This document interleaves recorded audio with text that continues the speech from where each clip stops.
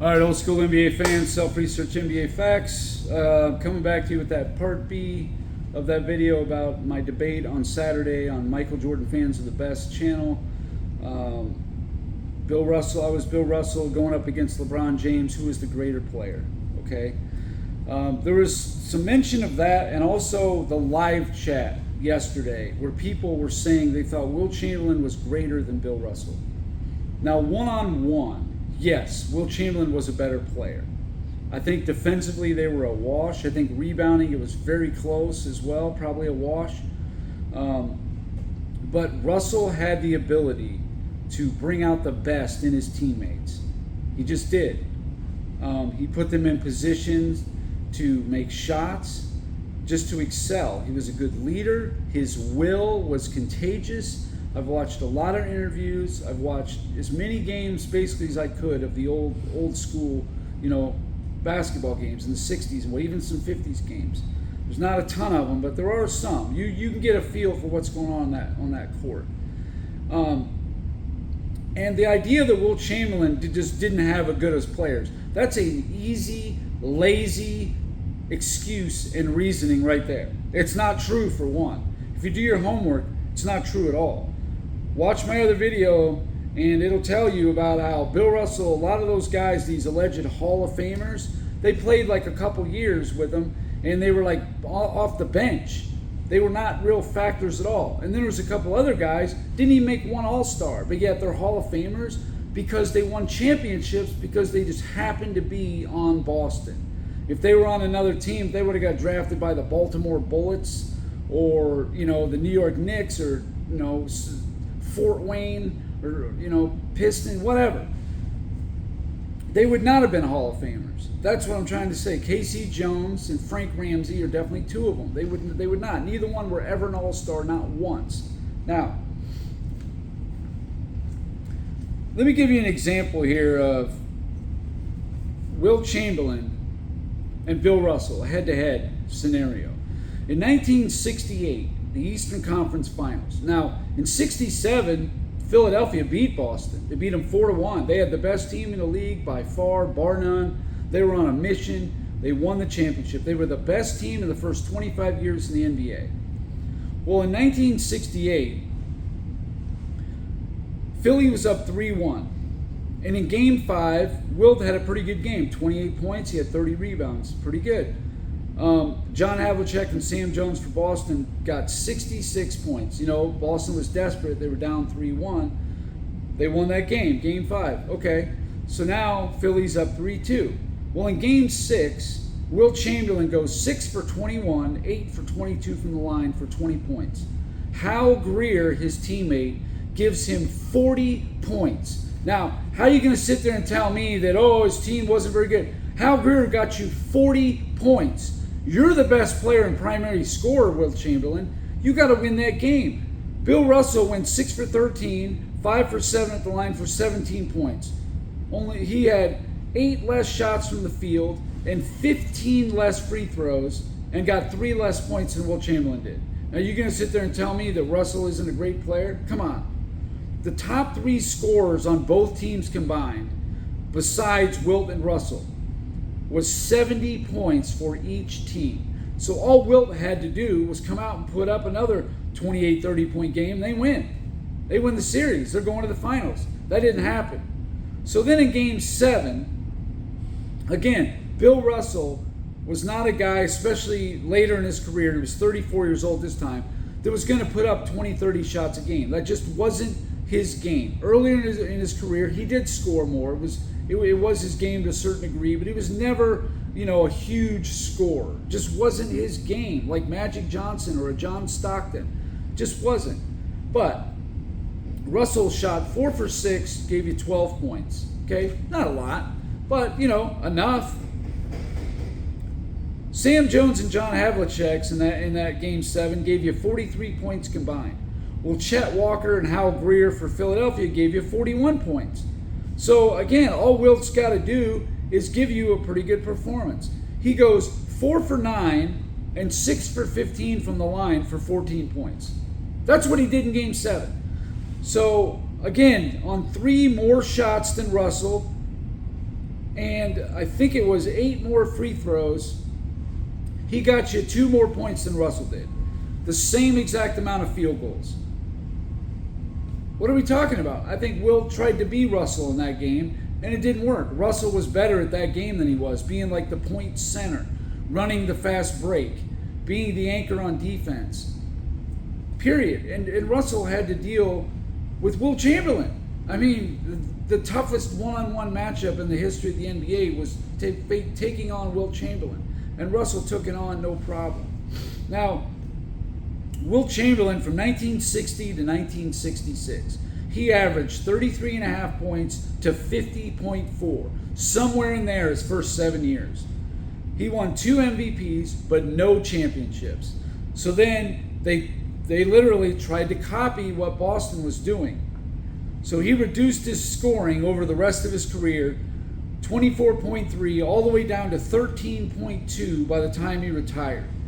Doing that, he won another 2 MVPs, but he got his 2 championships by doing that.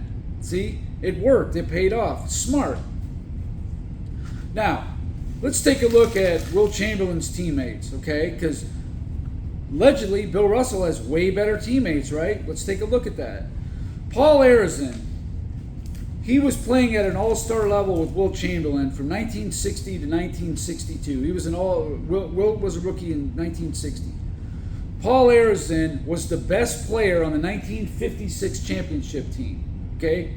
So Paul Arizin's would have been finals MVP if there's such a thing existed. So he's already got a ring under his belt. Paul Arizin does. He's a top 75 player. He finished 5th in MVP in 1959.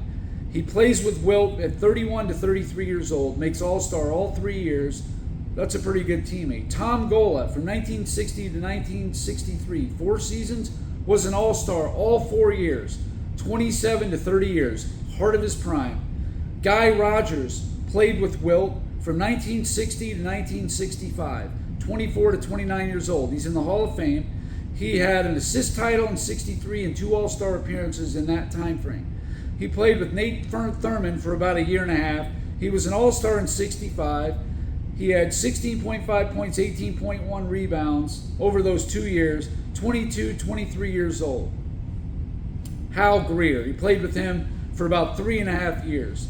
4.5 years, 65, he came over halfway in a trade, and then he played with them in 66, 67, 68. Hal Greer was second team All-NBA and an All-Star all 4 years he played with them. He averaged 22.5 points per game while playing with Wilt. That sound like a scrub to you, an average player? No, these guys are stars. Chet Walker, he played with him between 65 and 68.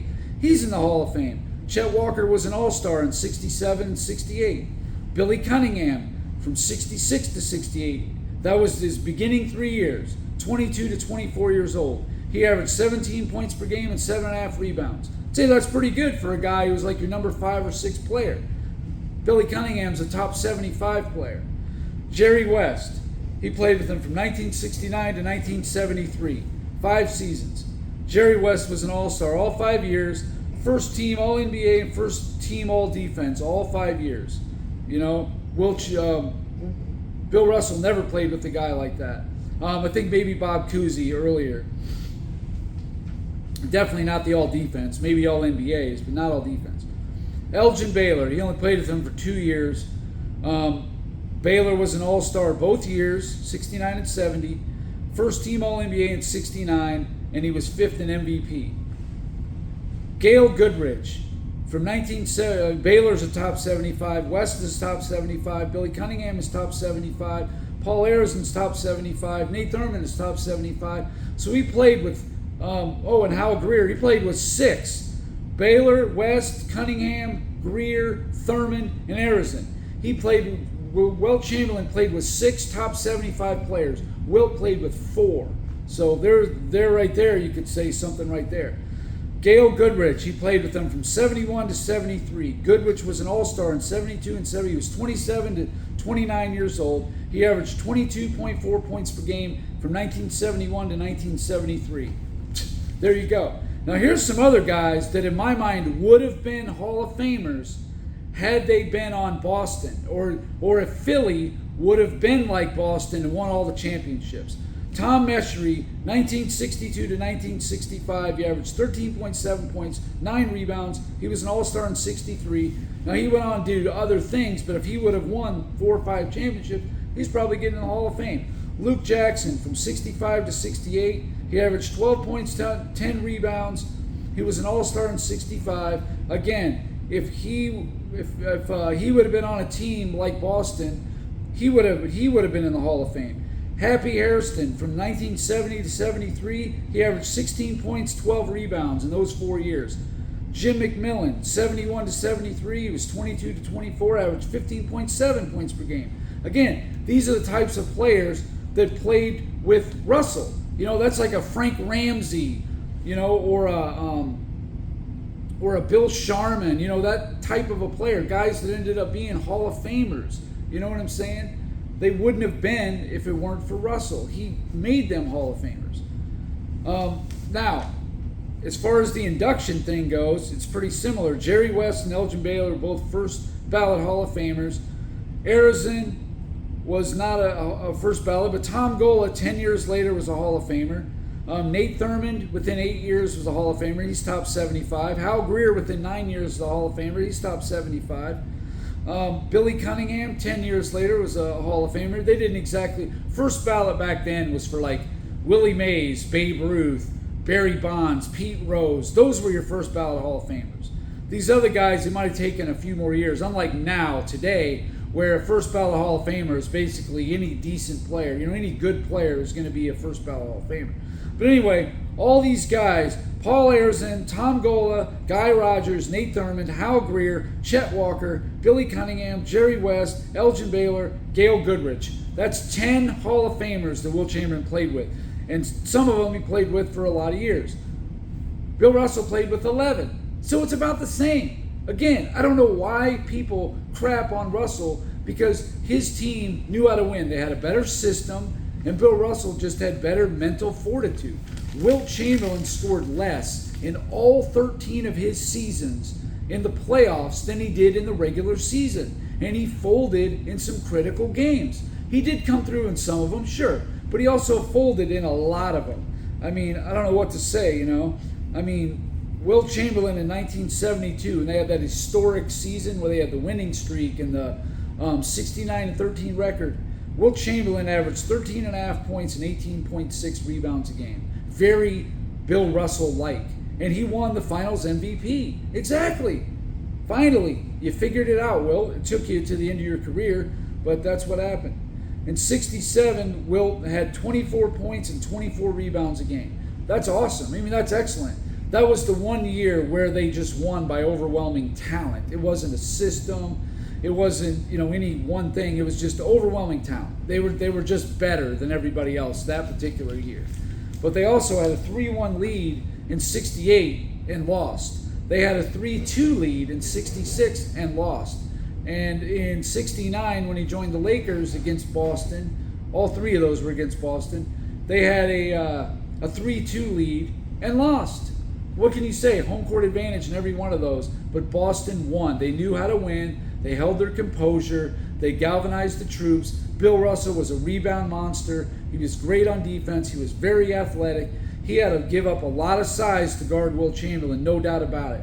But Wilt Chamberlain was just Bill Russell was just a better leader than Wilt Chamberlain was. He just was. Wilt kind of, you know, like, he didn't embrace the big moments the way Russell did. You know what I mean? Russell embraced the big moments. So anyway, that's it for this video. I just felt compelled to do it. There's a lot of misinformation out there and stuff that's just inaccurate.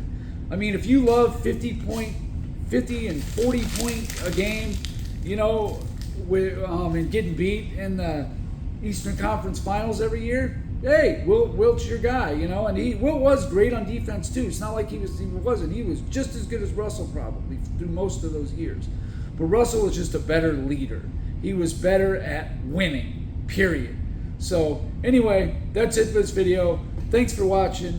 If you guys haven't seen the debate, go check it out on Michael Jordan Fans of the Best channel. I thought it was a pretty good debate, but you decide for yourself.